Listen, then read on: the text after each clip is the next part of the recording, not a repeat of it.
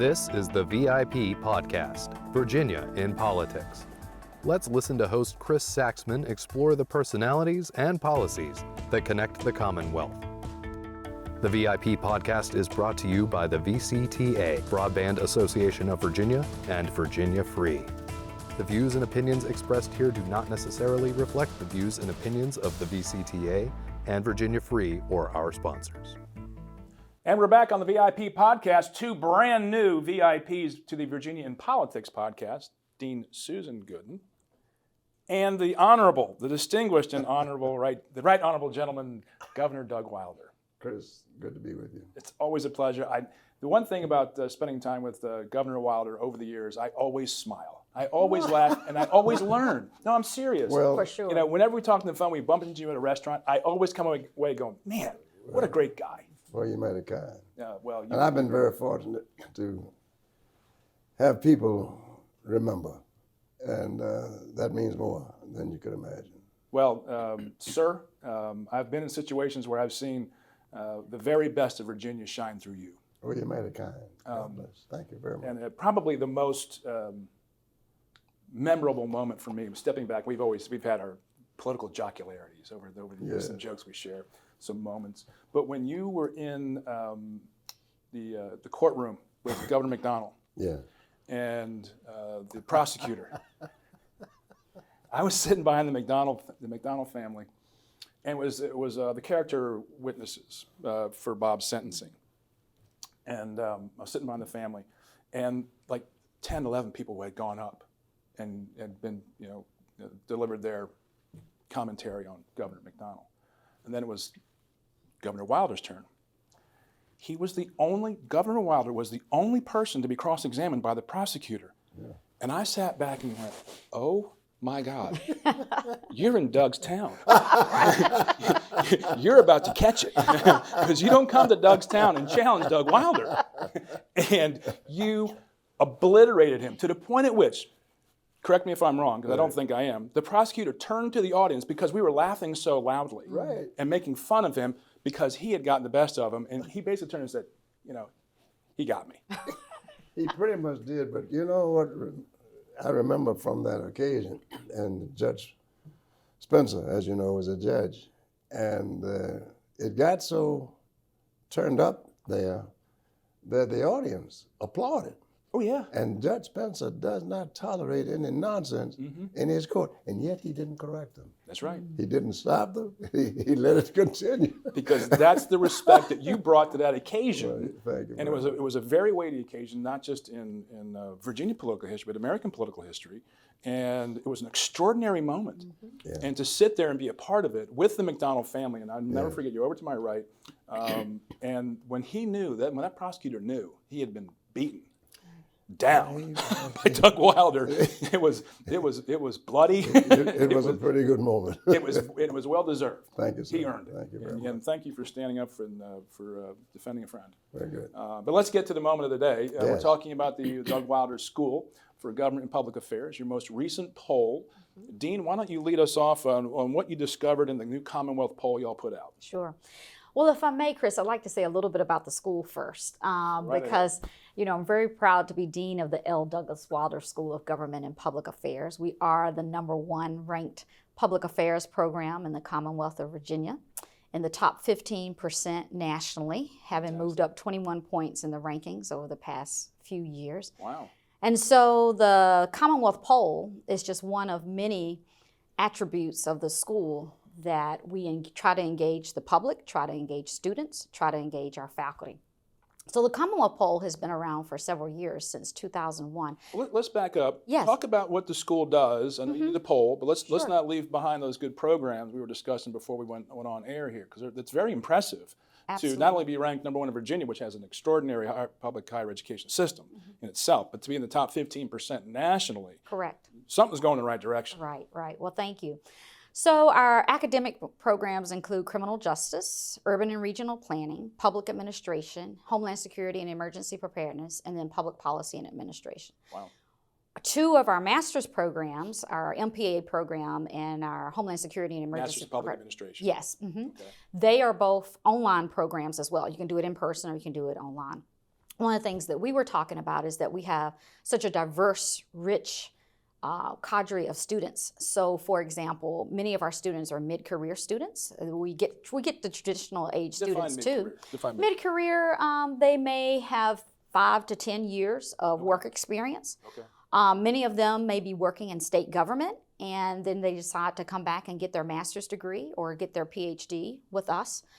So we draw students from not only all corners within the Commonwealth of Virginia, but across the nation as well. How many are physically at the campus here in VCU, or how many are online? Right. Roughly. So we have about 1,000 students total. Okay.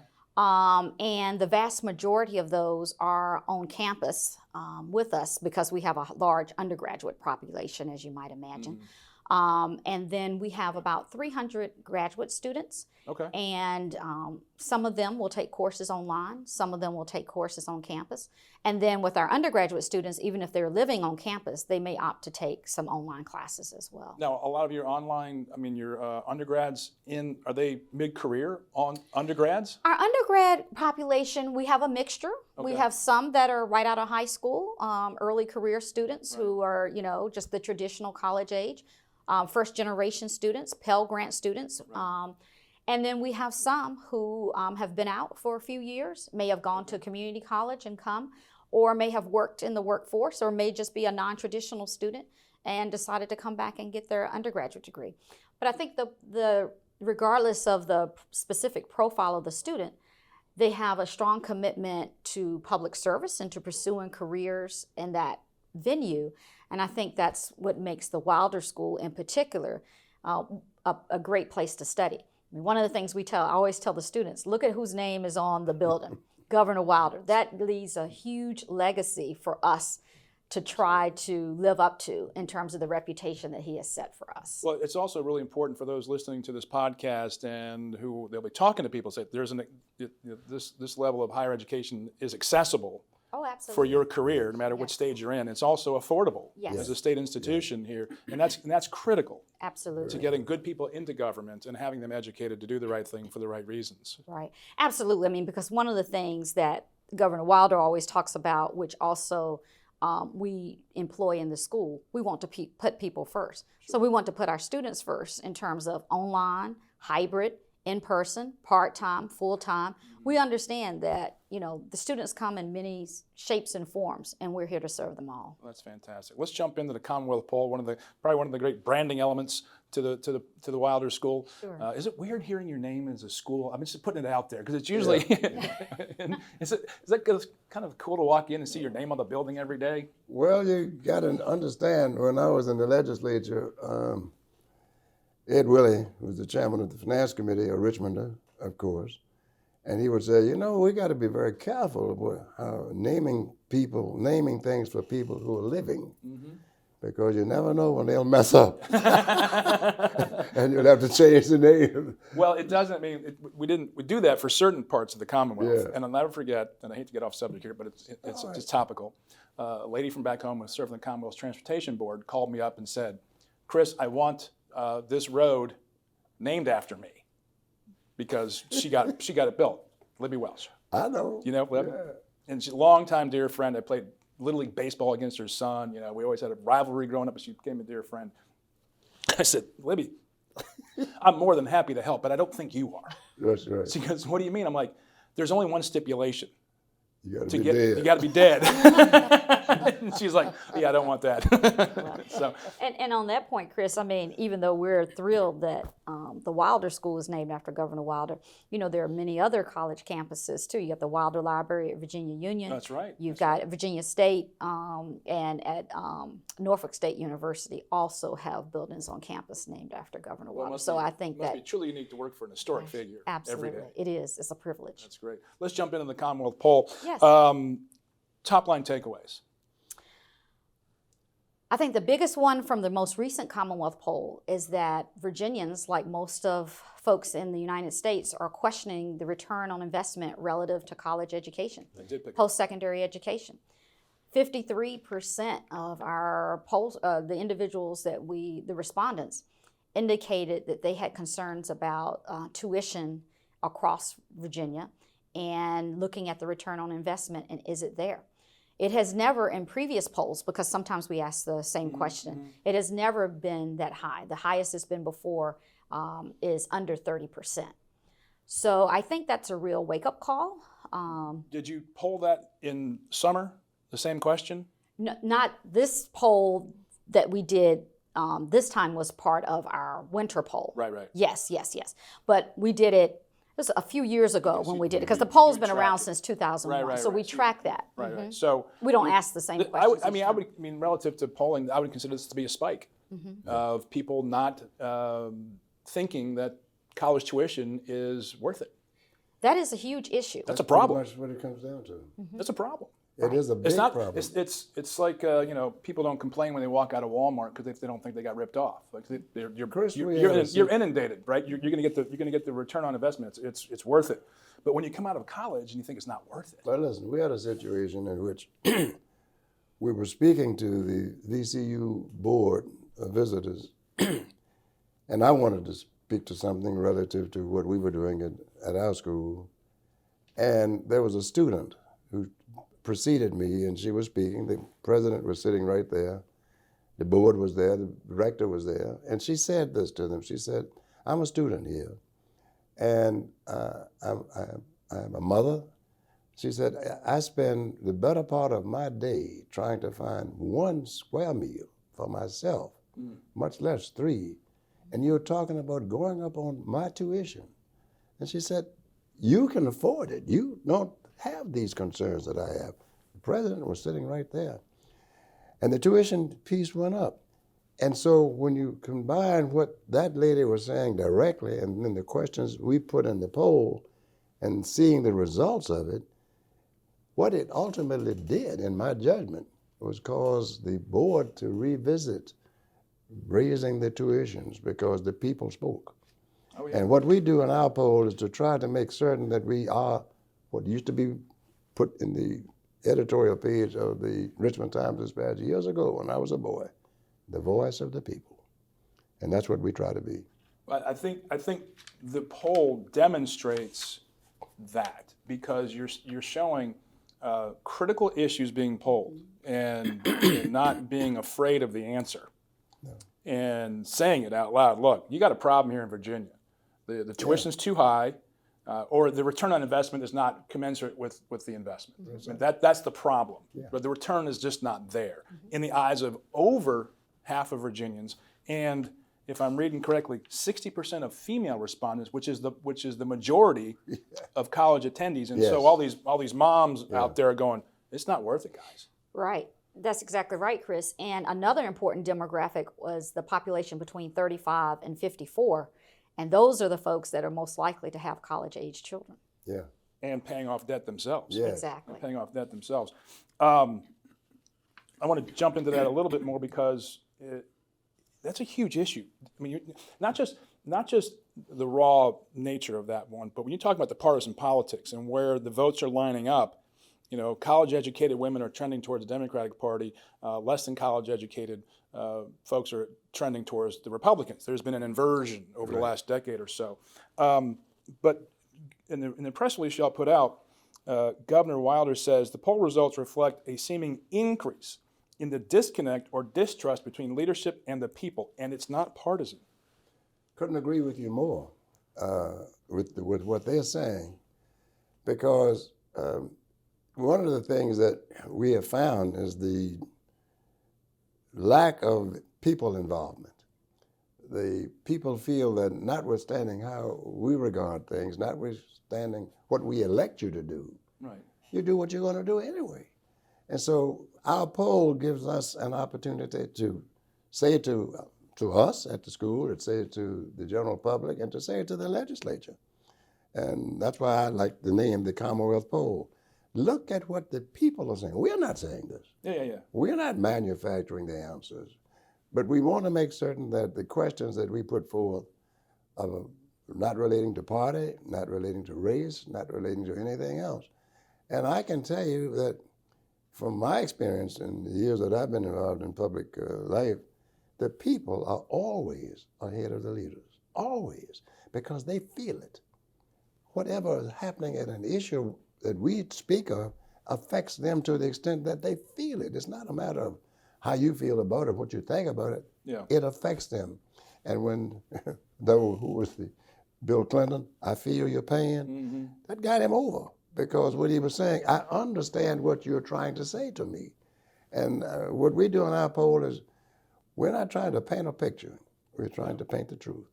Well, and these should be guiding elements for policymakers Yeah. who should be looking at your poll and going deep into it, because when they do a campaign poll, there's a difference between academic polls and campaign polls. Yes. Because campaign polls, as you well know and remember, Yes, sir. chart a path towards victory, Yeah. and not necessarily a reflection of what the broad populace wants. And so what I like about academic polls is their ability to not get into the politics per se, the partisan politics, but paint a broader picture of what's going on writ large. And what I like about the Commonwealth poll is that you don't mess about, you get right to it, and you're able to sum up what's really happening as more of a flashing light, like, hey, folks, this might not be showing up in your poll, but this is what people are talking This is about. what's on the ground. And that's critical. The poll operates as a bridge between the people and policymakers and political leaders. And it's an opportunity for everyday Virginians to voice their opinion and share their opinions, and then we can look at those trends.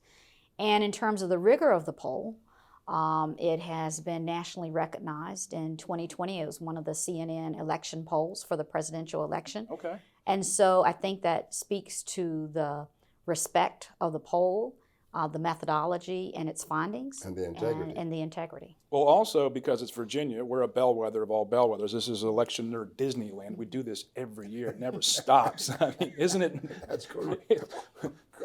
Yes. It's just like, is this, what's going on in Virginia? Seriously? It's an election Yeah. year. Another- Oh, really? Oh, you yeah, gotta because be we're sure. awake. It's an election year.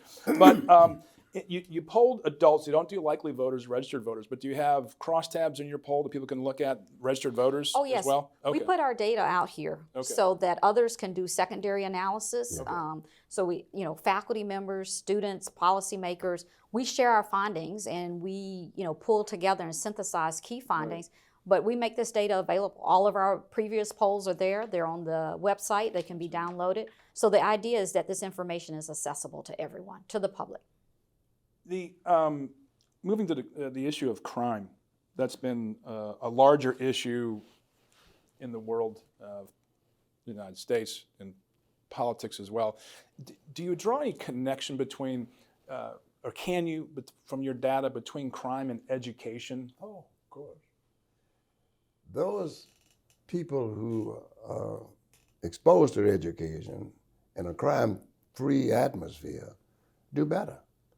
The teachers who don't have to worry about their own safety as it relates to some student shooting them or somebody, some marauder patrolling the grounds, those areas do better. So the question is, how do we improve public safety in the community, which does, in effect, help with the schools? And when you see the breakdown in public safety, it affects the schools. When you take a city like the city of Richmond, when you've got 3 police chiefs in 1 week, and the mayor who's not having anything to do with schools as such, but the police do. And when you have the agents of the school system being a part of that enforcement, it's all together. So education, public safety is so important. That's what happened in the last, as you saw, election in Virginia. Public safety and crime, when people are saying that we want order in our classrooms, we want respect in our classroom, respect for teachers, and respect for each other, the students. And who's going to enforce it? Right, that's hard. Yeah, so when you call upon the people from the police department or the people within the school system, if they are not working together, you're not going to have an effective system. There has to be that cohesive It has to be. element to it. Further, Governor Wilder, you say the poll reflects that more needs to be done by leadership, administrative, legislative, and gubernatorial to address the salient issues that are being borne by the people in the Commonwealth. This is one I've underlined. The voters are looking for leadership to produce results for all Virginians. Is that where the disconnect and the lack of trust is? It's just not, the results just aren't there right now? I agree. That's where it is. Yeah. And it's not a respect to the parties, no race. There's a failure of leadership. Now, you know, it's easy for people to say, well, yeah, you say that now because you've been involved all these years and now you're criticizing us. No, I'm not criticizing you at all. I'm speaking for the people. I'm telling you what I hear when I go to the stores, when I go to the restaurants, when I do my shopping. People come up to me because they feel they can talk to me first. Secondly, they tell me exactly what's on their minds, and they'll say, we know how old you are, but can't you come back?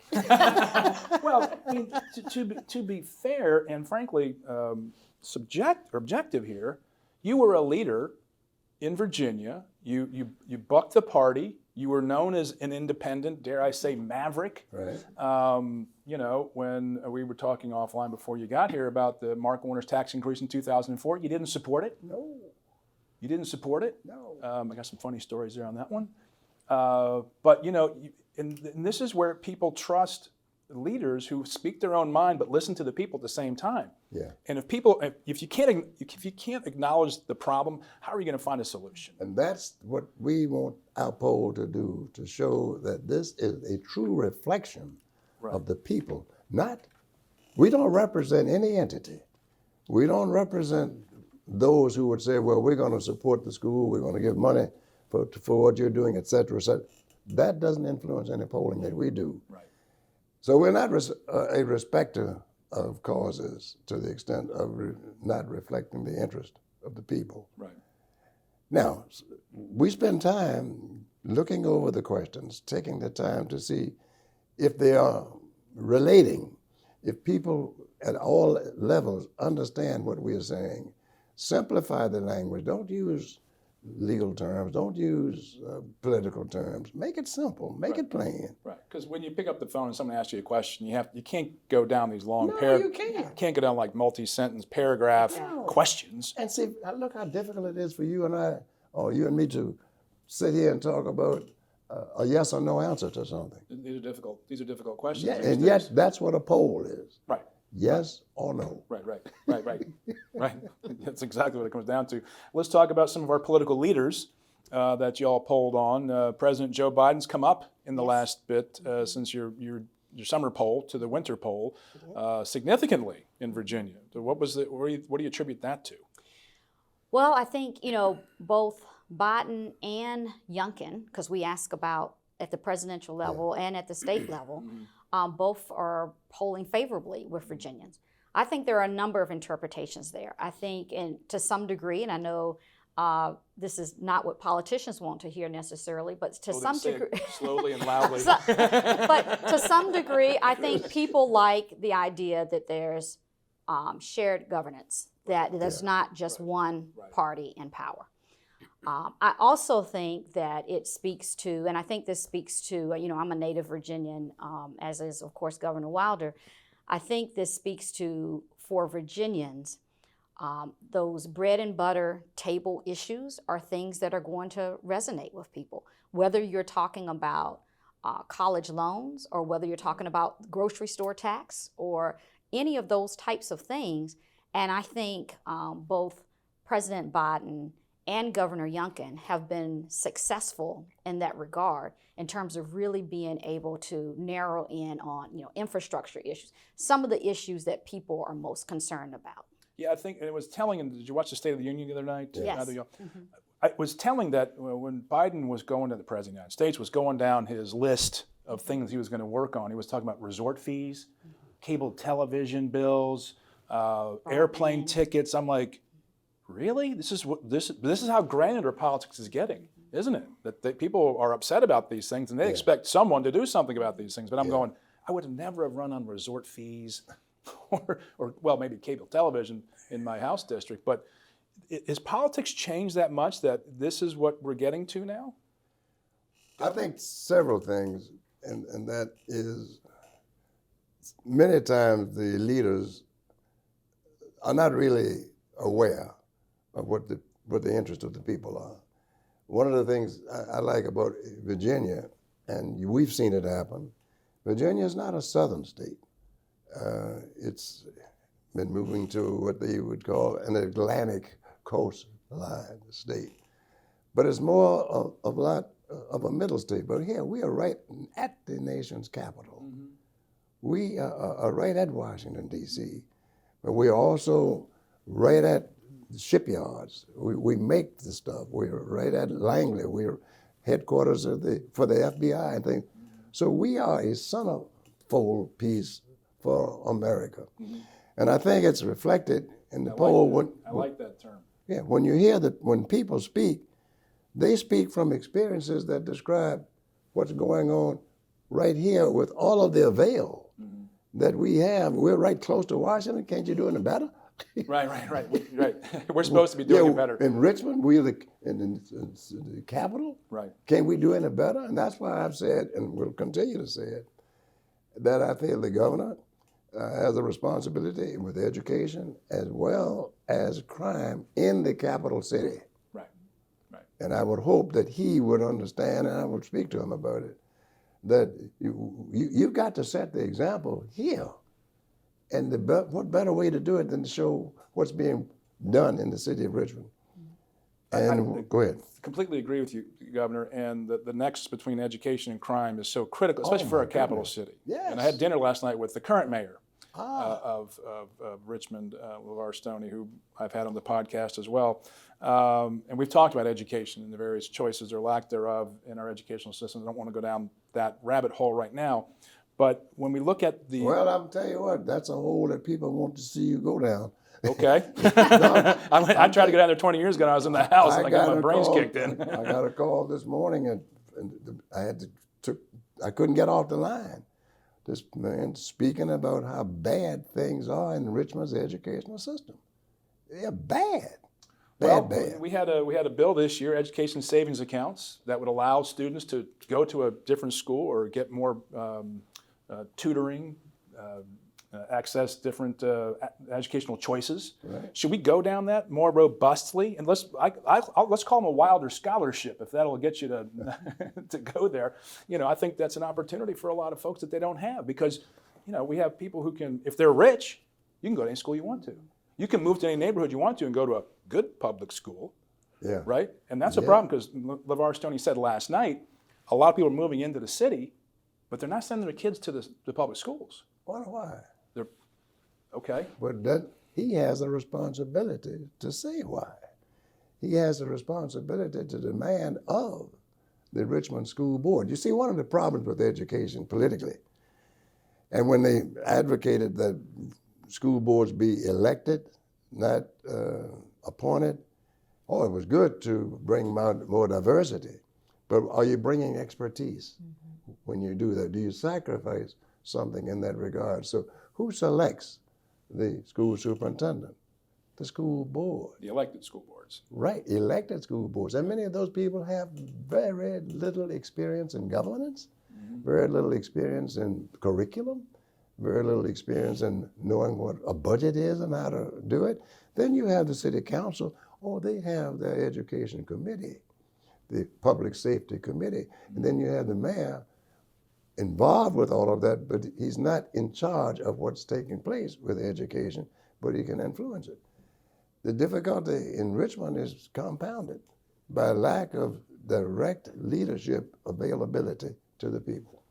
I had on last week the chairman of the Virginia Parole Board, Chad Dodson, retired circuit court judge. And I said, okay, you've been a prosecutor, you've been general district judge, you've been a circuit court judge, and now you're on the parole board. You see case after case after case. Something has to create a word bubble here that what is the problem? And he said it's to break down the family. Yeah. The continual breakdown and erosion of the family, because you can't rely on police to police your kids all the time. There has to be, those parents at home, or at least what he was describing, that element of an inhibitor on bad behavior. Yeah. And that's when it gets out of control, bad things happen. Right. And it becomes criminal in its element. Yeah. Is that something you can poll? And how difficult would that be? Chris, we can poll on any topic. And as the governor said, we can and we do. Now, I think relative to education, I think one thing that we always have to be careful of, it's usually not, the problems that we have are not tracked back to one single thing. Right. So, for example, you mentioned family composition, and going back to the Monahan report, and before there had been lots of discussion about the role of family. Donald Monahan, when he talked about the breakdown of the family several years ago. And so, but there's a role and responsibility for everyone. There's a role for the parents, there's a role for government, there's a role for school, there's a role for elected officials, and I think everybody goes under the microscope, not just parents. Of course. And that's, I think, to Governor Wilder's point, they all have to work together. Absolutely. You have to work together to surround a child with love and instruction and discipline and focus and a future and a hope in a future. Say, look, you just can't go, okay, off you go now. Sure. You have to give these kids a plan. Then it has to be followed through. Okay, Right. so the poll shows this. This is Here's the benchmark. right, and they're not working together. Okay, so then what do? Vote them out. Right. Get them out. Put them out. Whatever it takes to replace, do it. Because we are heading to what I consider a civil revolution in this country. Uh-oh. We're heading to a point where people are saying, pox on both your houses. We need leadership. Are we at that point? We're getting there. Okay. We're getting there. It's 1968, 1992, Right. elections that you're very familiar with. There was a Yes. generational shift, Right. generational leadership changes, and we had third-party elements come in and Right. really shake up the quote-unquote establishment. Couldn't agree more. But we're at a point where they'll say, okay, we tried what you suggested. We listened to what you said, but we're still having difficulty. Why is Richmond School Division at the bottom of the state? We're at the bottom. You do know that. Charles City, at the bottom. Petersburg, at the bottom. Why? Is it a result of money? No. I can tell you, in Richmond, we were spending $92 million more than the state average. And still at the bottom. You know where we are now, don't you? At the bottom. And we've been at the bottom for years. And whose fault is that? The parents? No. It's the leadership. And that's the revolution that I'm speaking of. Okay, so one of the big changes in Virginia law was to go from appointed school boards to elected school boards. Right. And I talk offline to people, and they think it's a disaster. I did not support it to the extent of saying, let's do it. I said, if the public wants to do it, if they vote by referendum to do it, I support it. And that's what we have. That's right, we have. Unfortunately, is it working? No, because let's assume you're interested in going into government or politics. People are being told, you ought to start at the school board. Start at the school. We need the better minds at the school board. We need trained people. We need people who've been legislators. You should end there. You should retire from the General Assembly and go back to the school board. Exactly. That's what I'm talking about. A good capstone on your political careers. Go back to the school I board. put all the caps off and put on my stole. That's fun. That's fun. Let's go back to the leadership question here. Joe Biden, favorable, unfavorable, positive 5 points. Glenn Youngkin, positive 20 points, favorable, unfavorable. That's pretty good news for the governor. Right. And, I think another thing that our poll tracks, and I think sometimes we don't give this enough attention, is commonality of viewpoints across partisan categories, whether you're Democrat or Republican. We started off by talking about education and the return on investment. Our poll also found that Republicans and Democrats both favor increased funding for historically black colleges and universities. That was something that there was shared support for. Right. The Richmond Times-Dispatch today was talking about the shared support for literacy and mental health financing. So I think one of the things, and I think this is supported by the media, and it makes money. Divisiveness sells. Oh, you've picked up on that. And so, but the problem is that that's not necessarily a reflection of what is true. Right. Governor Wilder said our poll paints the truth, and the truth is that there is a lot more agreement on many issues, and our poll consistently demonstrates that, and we send that out. So we're not only looking at where are the differences, we're looking at also where's the consensus. And I think people are very quick to sort of gloss over that, because let's get to the juicy part. Let's get to the part of where there's, it leads, but the juicy part, if we are going to be a strong society, are the points of commonality. Well, let's talk about those. What commonalities did you find in your poll, or are you polling to find? Right. So again, I mentioned the HBCU piece. We talked about the support for Biden and for Youngkin and the leadership support. We've had, when we did a lot of polling around vaccine hesitancy, our poll was a big piece of that in terms of when people felt comfortable with the vaccines. And we saw a lot of commonality across Democrats and Republicans. So there are issues that sometimes we want to take a part of an issue and blow that up. And I think we also need to look at, and I think our poll does that. We try to, again, share that data so people can see that. And we try to put that in our written documents as well. Does your poll show that people support when leaders work across the aisle to get things done in a bipartisan manner?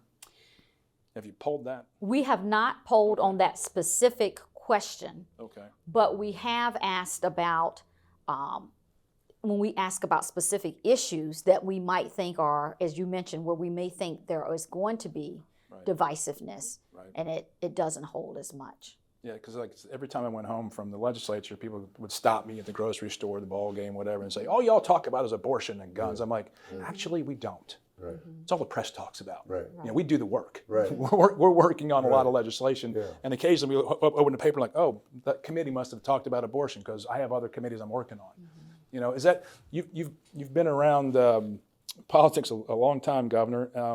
Thankfully, Quentin Kidd at CNU calls, not to blend the polling apparatus of Virginia here, both credible and good for the Commonwealth. He says Virginia is a moderate state. Has it always been a moderate state, in your opinion? No, I don't think so. It was a conservative state, and it started off as a conservative state. When you consider the origin of Virginia being well known through Carter Glass and Harry F. Byrd Sr., they prided themselves on being a conservative state, conservative to the extent of not doing any more than you need to do, keeping government small. You got to look to see the people who served in Congress were to be serving for short periods of time, mostly during the summertime. The shortening of the periods of the meeting. The legislature was meeting once every 2 years, rather than once every 2 years, and now the days were shortened, 60 days and 30 days, and if you wanted longer than that, you had to fight for it.